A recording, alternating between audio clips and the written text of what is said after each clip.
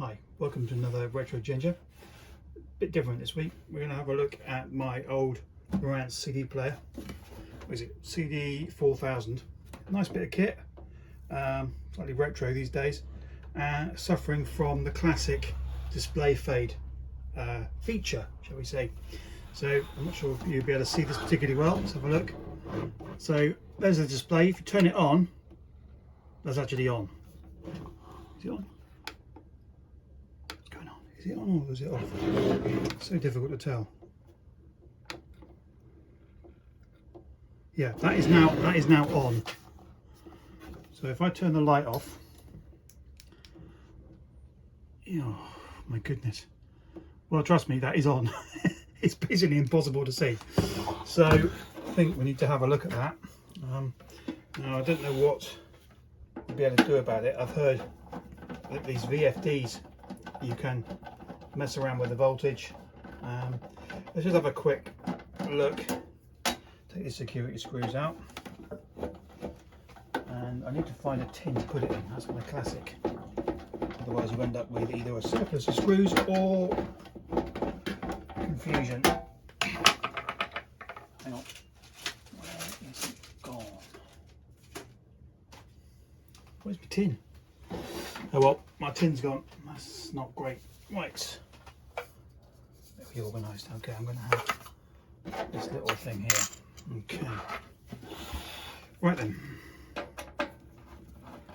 I think there's only a couple of screws on the side, on each side. I think there's probably one on the back. I'm not sure. We'll have a look. And we'll see what there is to see. Okay. There's three. Okay. Ooh, tricky. I wonder if any of this is visible.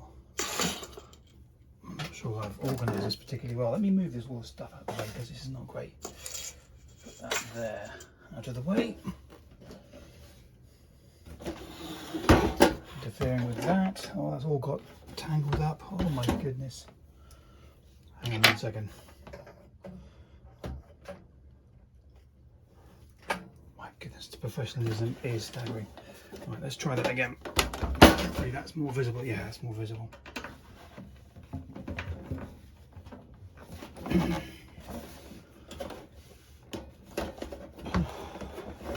Tricky. I can tell it wants to be repaired really, but it's just putting up a struggle. Whoa, come on. There we go. These are very deep screws.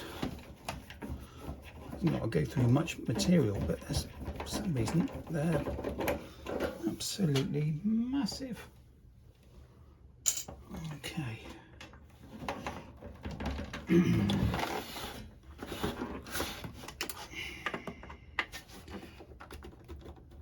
Oh my goodness me.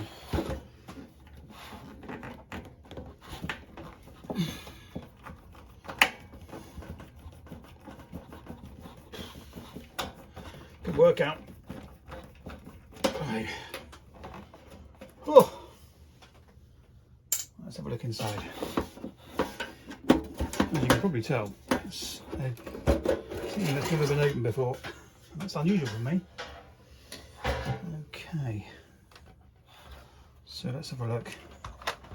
Oh my goodness, you can see how integrated that is. So that whole mechanism there was a display mechanism. There's a ribbon cable here, and some more ribbon cables under the bottom there. Wow. Okay.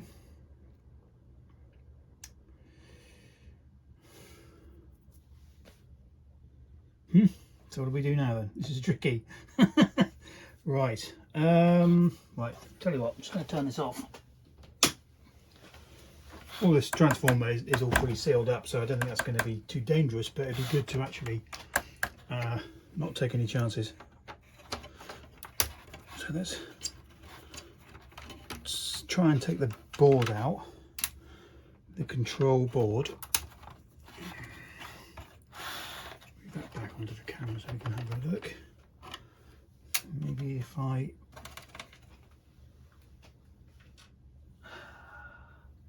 need to prop this up somehow so it can be seen better. What can I prop it up with? Appropriately, a little CD case. There you go.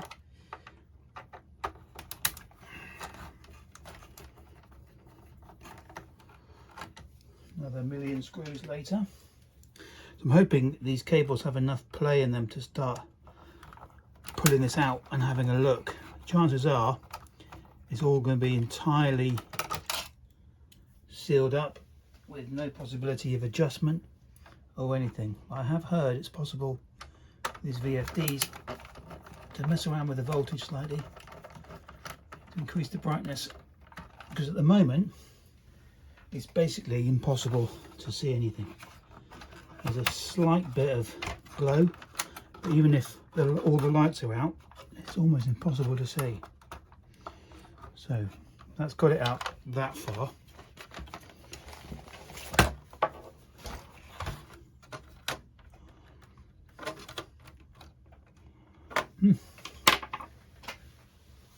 Let's have a look. Let's grab my eyes.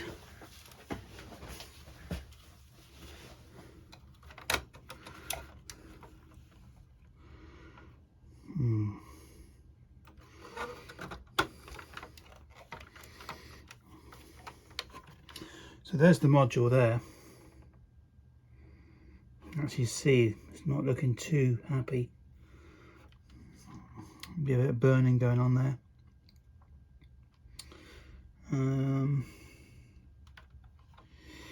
Yeah, there's no obvious adjustments that can be made. Let's have a look on the back. Yeah, I think all these voltages are preset, and there's I'm not sure there's much we can do to change that, to be honest. Well, it's worth a look. Okay, so we're going to take a look at the voltages now on the VFD. So there's a filament which is usually about 3.5 volts. So we better check that first to make sure that the voltage is within range. Chances are it probably is, in which case it's just a fading display. I have seen online some people hot wiring these with a 9-volt battery to try and reconstitute it. Seems a little scary to me, but to be fair, right now it's kind of useless. So let me just turn this on.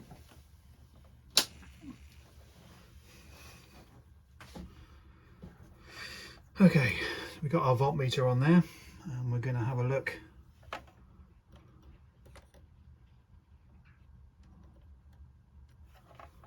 Is it actually on? Nope. Turn it on first, Rich. Okay, here we go.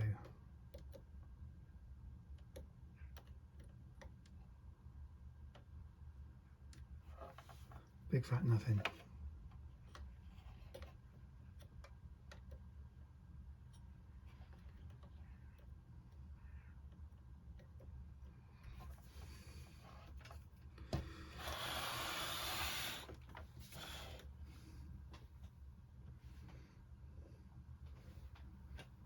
Actually see the screen a little bit.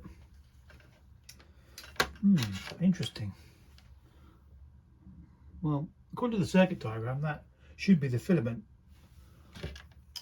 voltage. Those two lines are common. How odd. Maybe my meter's gone funny. I wouldn't have thought so. Just quickly test it. Yeah, the meter's all right. How weird.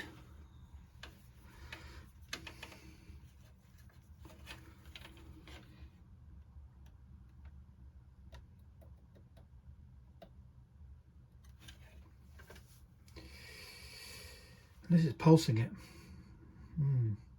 Which, because I might only be able to see that with an oscilloscope. That could be the case, actually. You probably wouldn't even see it with a moving coil meter. The manual's a little bit vague on that side of it. Just wondering, actually, let's just have a quick look at that. Yeah, I can actually read. You won't be able to see it, I don't think, but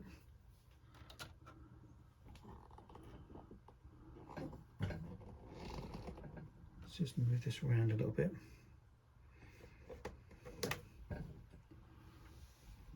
Yeah, oh actually you can see it. The display is kind of visible there. How odd. I wonder if that is actually brighter than it was before. Oh dear, it's one of these weirdnesses. Hang on, let's just turn it off and on again. Maybe it's actually the perspex that's making it very dim. I mean, that is quite dim. I don't think that's really serviceable. Let's just turn this off here and move it round. We'll see whether it's even visible through the perspex window. Make sure I don't short anything. Yeah, it's very dark through there, so it is not changed. You actually can't see it there. I can just about see it, but it's extremely dim. Okay, so anyway, the fix did seem to suggest having a 9-volt battery across the filaments, and you hold on tight. I'm skeptical. It's tricky because this is a lovely little CD player. I've had it for a long time, but getting a replacement part, forget it. I mean, it's a load of money. Getting it in and out will be a pain, but I'm sure we could. It's doable. The issue though is to turn this back on. The issue is it worth it? Probably not. Do I use it? Not very much. Am I talking myself out of it? I'm not sure. Well, if that is the filament, according to the circuit diagrams, F1 and F2 are those two sets of pins at the in the corner there. If they are the filaments, then, and it is being pulsed, which it's a bit odd, but if it is, maybe that's why the meter isn't picking it up. If what I've seen online of this hot wiring thing is genuine, which I think it might be, the idea is it will burn off any deposits that have been laid down to the on the anode or cathode, and it can burn those off and rejuvenate it as they've said. But I'm slightly skeptical, I've got to be honest. But you could argue what you got to lose, because right now it's useless. So it's a case of switching it off, getting some leads, some jumpers, crocodile clips I should say, getting a 9-volt battery, and hoping for the best. This might be a really bad idea. Still.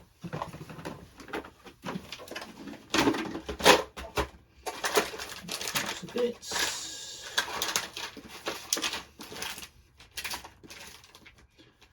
Oh, there's a 9-volt battery. Oh my goodness me. Something about this tells me this could be a very bad move. But if not, then well, I say, what you got to lose? It's a shame because it does actually work, but with the display being so dark, it's not very usable, I've got to be honest.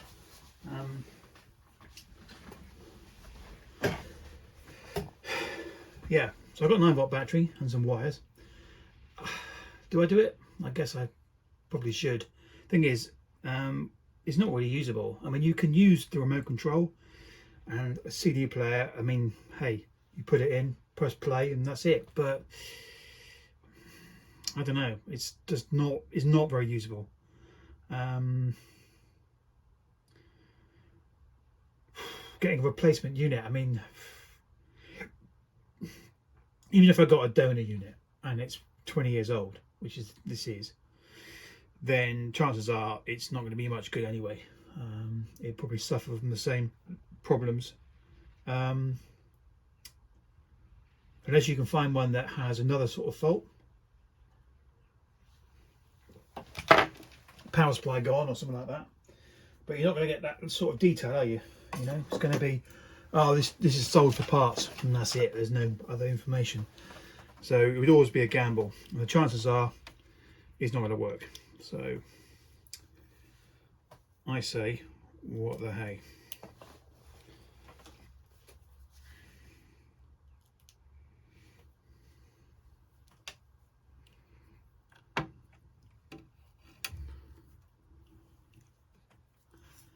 Oh, this is sketchy. It's very sketchy.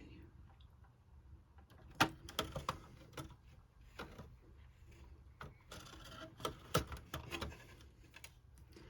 just going to check those a minute.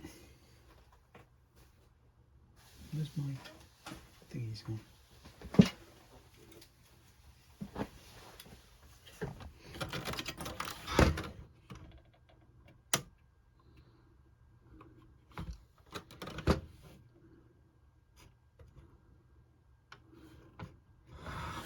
Yeah, I think they're common together. I'm just going to double check that a minute. So,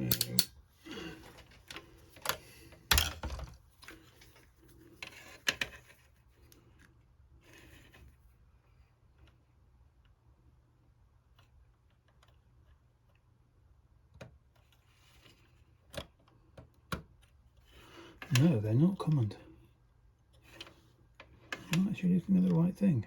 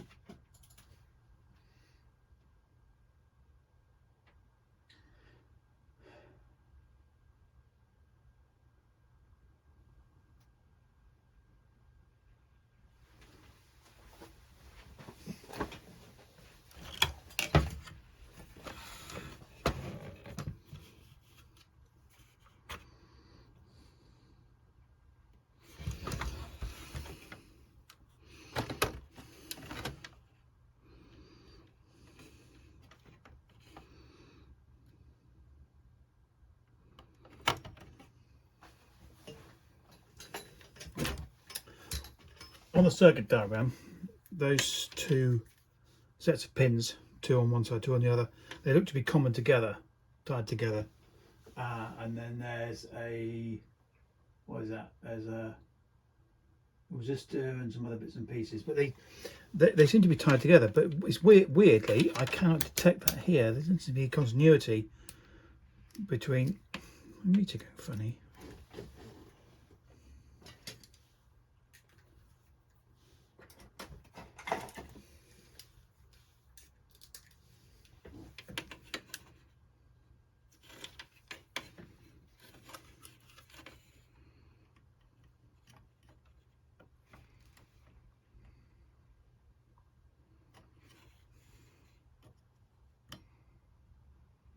Oh yeah.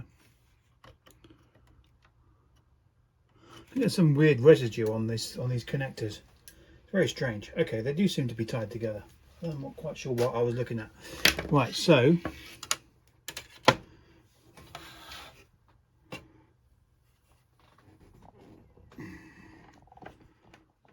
like you to, yeah, to, whoa, look out. Lock it off, Rich.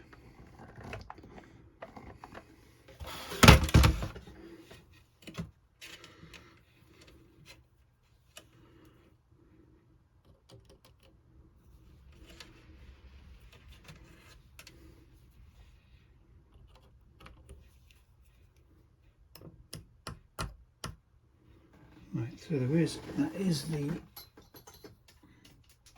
so if I do this, see that? So that's the tube. There's the fluorescent stuff. It kind of works. It's weird. So the idea is you do that a few times without burning it out. Bearing in mind this is normally about 3.3 volts, 3.5 volts. We're running out at 9 volts, and you know that can give a little bit of current. So we do that a few times. Let's unplug that, move that out of the way, and then we'll power it up and see whether that has any positive impact. It's the idea is that's supposed to almost clean the anodes and cathodes. It's so sketchy. Oh dear. Anyway, all right, I'm going to leave that off. Make sure that's not shorted. That looks okay. Maybe a cable there actually because of that thing. So let's do that. Let's do that. Didn't make much difference. You can see there. Is it bright or not? I have no idea. It's difficult to know. Okay, so let's just turn that off for a second. Move this into place. Difficult because that connector is right in the way. Not made that easy. Right. Oh, fiddly.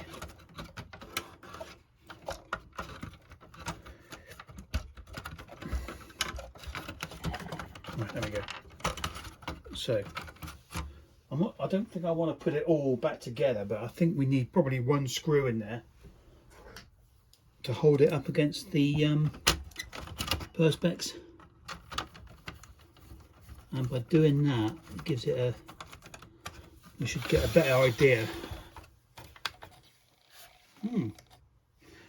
Well, that's interesting. Okay, so it's now visible. It has actually worked a little bit. It's actually visible now. Wow, that kind of works. What a weird hack. Okay, do I dare hotwire it again? I don't know. Maybe I'll give it another jolt. The trouble is, it's a very delicate thing, and what I don't want to do is zap it completely, because then that's going to make it go bad. But now I know where to go, I should be able to pick this up there and pick this up. Oh, you can't see any of that. Hang on a sec. So pick this up. In fact, it'd probably be more exciting if I did it the other way around. So let's just do that. Hook that up there. And let's see. If I move it down, move the camera down a bit. On the turny thing.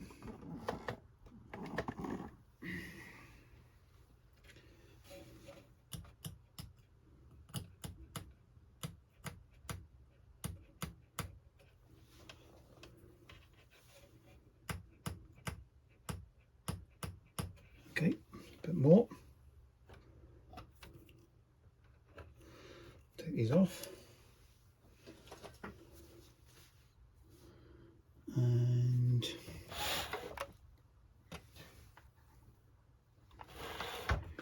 let's try that.